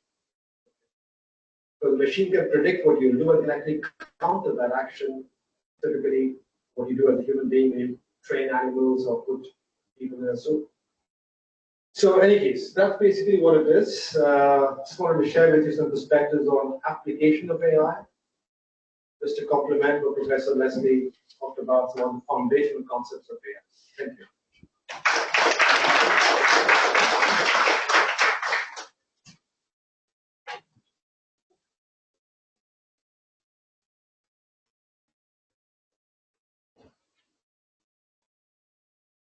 Thank you so much, Professor.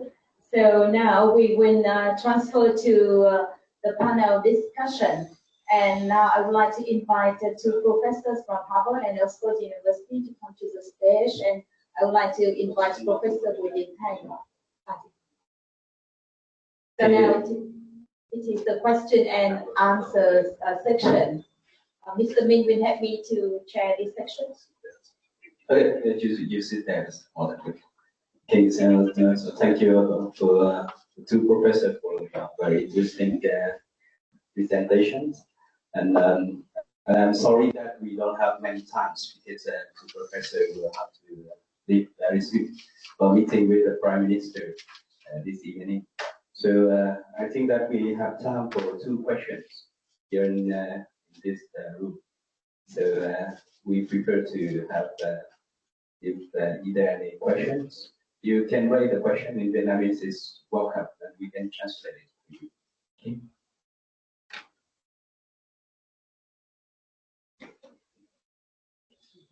Okay. Okay.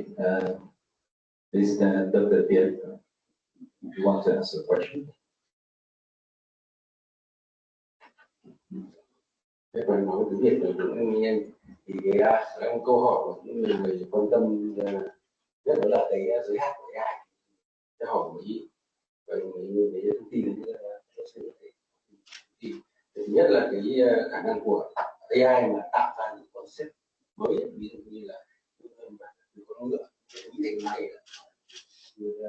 như Apple hay là như Elon Musk thì nghĩ ra những ý tưởng thành vũ trụ, thì là nhất là new concept. Thứ hai là khả năng của AI thì cái ẩn ý thì hiện tại thì là ẩn ý trong câu nói thì cùng một câu nói thì nó có nhiều ẩn ý khác nhau. Thì cái khả năng của AI hiện tại giống như là Sophie thì nhiều cái trước. Thứ ba là cái khả năng của AI mình tự ra quyết định thì hiện tại là những mức độ này. Giống như là tức là chúng ta được hỗ trợ con người, AI cũng là hỗ trợ ra quyết định, mà tự quyết định thì hiện tại là con người. Rồi cuối cùng nữa là cái trong giáo dục của tôi chỉ trước đây thì sau thì các bạn học. Okay, and then Professor Tian would like to ask a question about the limitations of the AI at the moment. You talked that there's three levels of the AI: part learning and robust logic, reasoning, and also then taking instruction from others, right? And but here we have want to know exactly what is the limitation of the AI in terms of recognize the hidden thing inside a sentence. Right? Imagine when some people talk to you, but they want to tell you another thing inside. May AI can recognize it. That is the first question. The second thing is that people think that AI or any kind of tool and information is just to help the people to making decisions. So do you think that now AI can make their own decision when they have enough information? So that is to one, but two questions if you want to give some as an answer.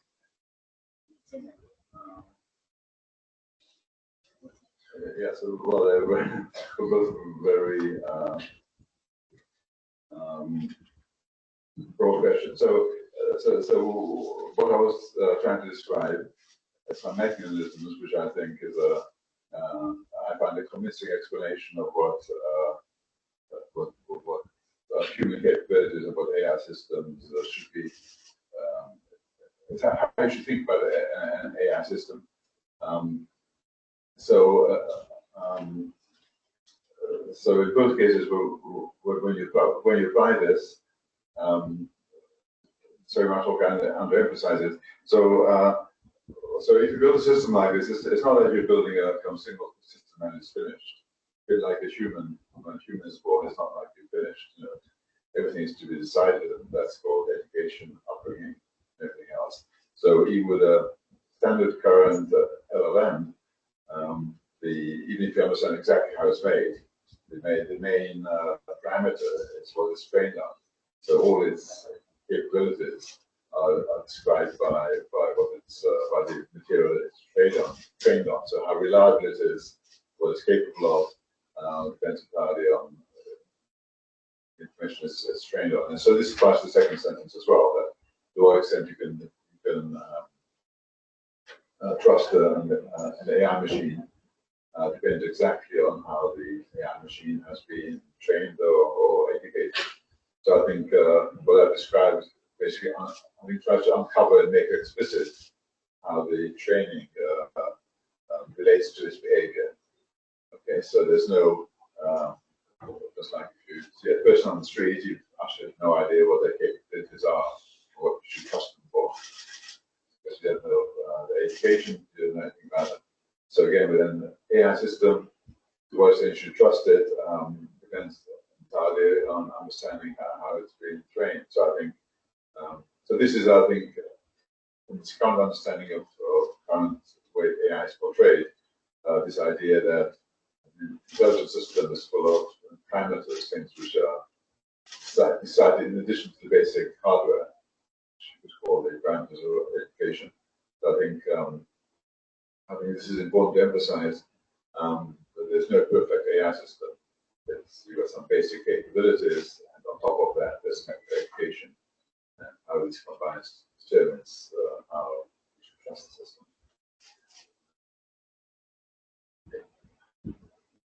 Maybe I'll just add a couple of points to what Professor Leslie said.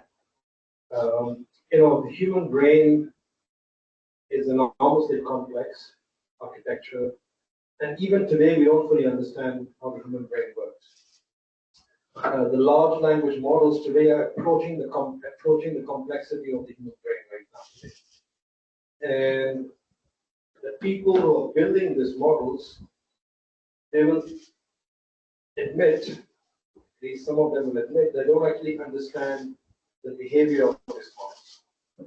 They are building more and more complex models, training them on larger sets, and systems are exhibiting behaviors which are emergent. They don't really expect why they are happening in certain ways. So the point I'm making is that the level of actual understanding of the behavior of LLMs is quite limited. People are able to improve it, but it's quite limited.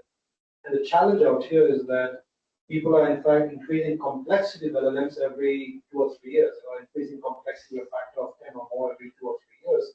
It's just like, you don't even understand the human brain, you understand 10 times the brain, and then in another 5 years, 100 times the brain. The complexity is increasing so much that it is surpassing our ability to actually understand what we are building. And that, I think, is the biggest challenge in understanding what are the limitations of AI. Because, maybe we'll hit some blocks that will prevent further progress from happening. Or maybe we'll actually not hit blocks. There are a lot of the examples I showed you, and the reason I showed the graphs is just emphasize how recent the progress has been. It's really in the last few years. And look at the exponential curve of technology possibilities that are emerging, coming. In the next 5-10 years, what will happen is really not known. So personally, I don't think anyone knows how far, how quick, how correct the whole thing will become. And the complexity is just building up more and more.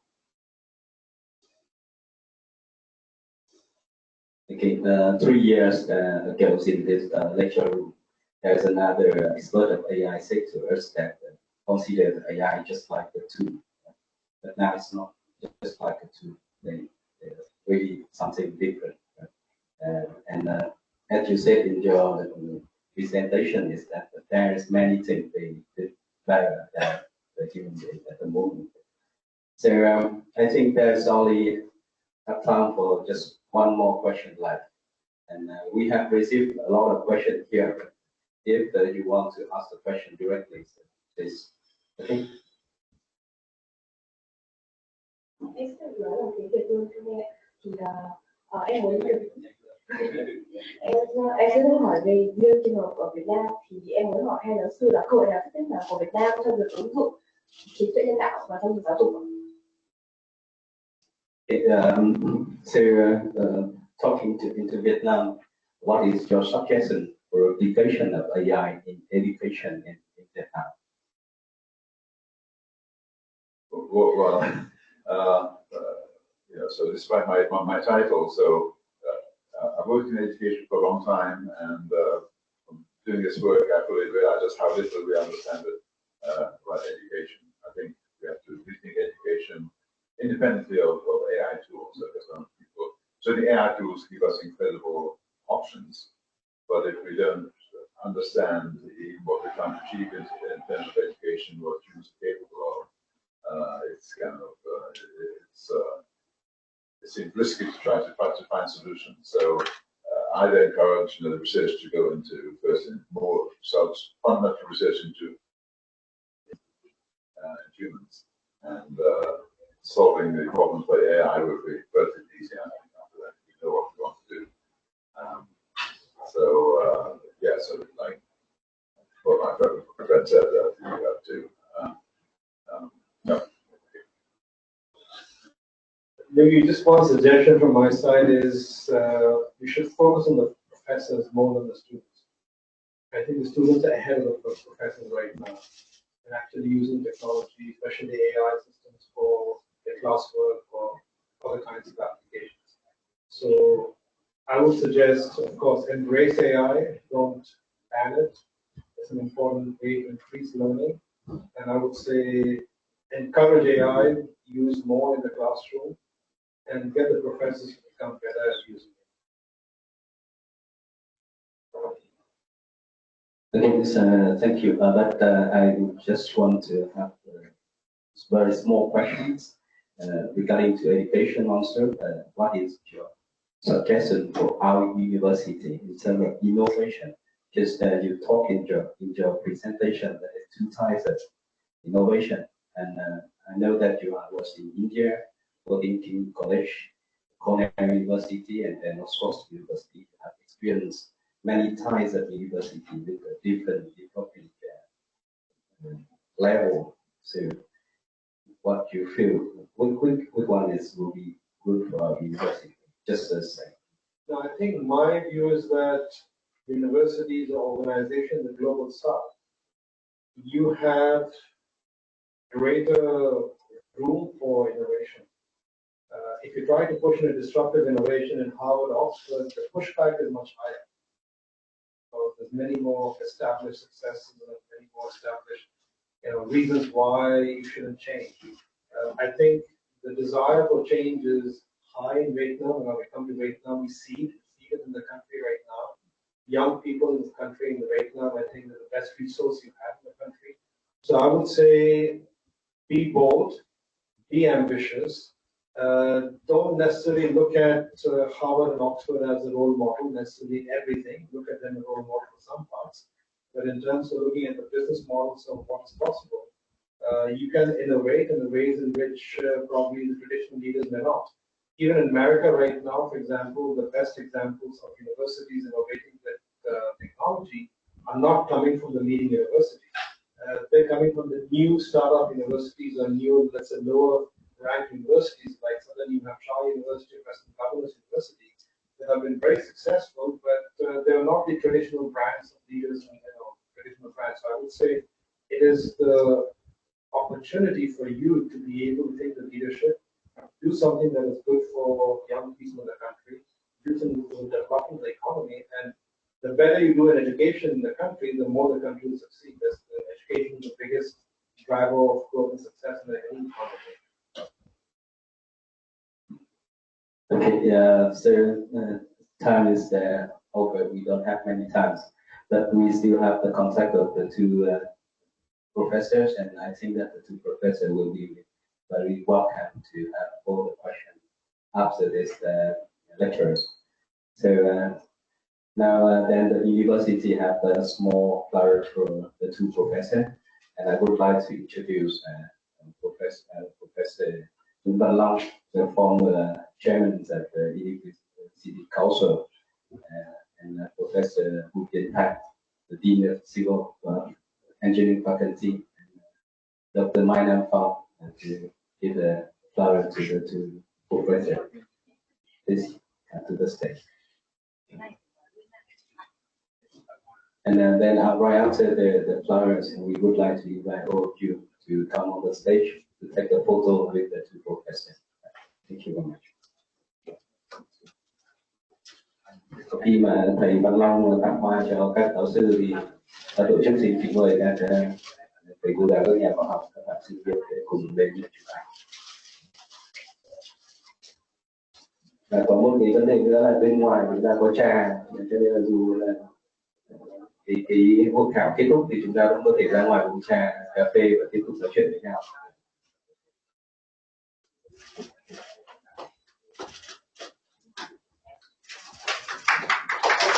Xin mời tất cả thầy cô và thầy tiến thì đại diện, mời cô Hương, mời các anh chị em.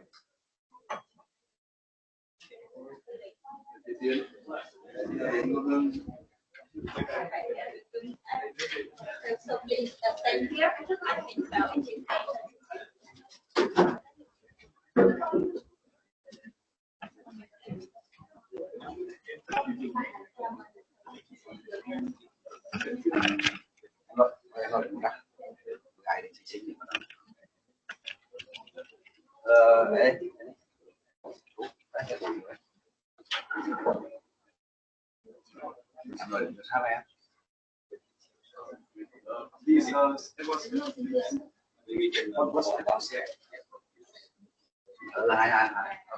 Làm thường vậy ạ. Em mà đóng one more.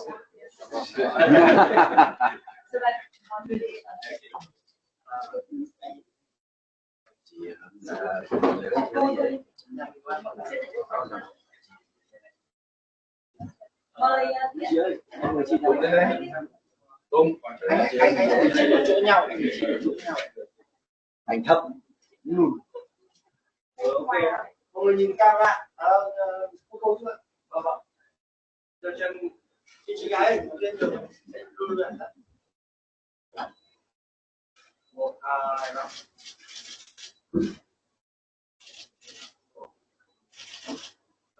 Ok camera. Mọi người xem xung quanh không hiểu ạ? Mọi người cười tươi lên em nhá. 3, 1, smile. Đây siêu kiểu với tay ạ. Quay.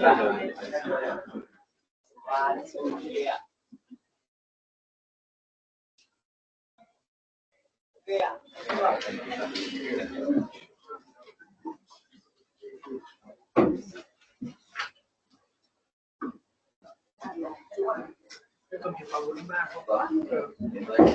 Ban tổ chức có chuẩn bị trà cà phê và đồ ăn nhẹ ở ngoài để mời các thầy cô và các em chúng ta ra ngoài.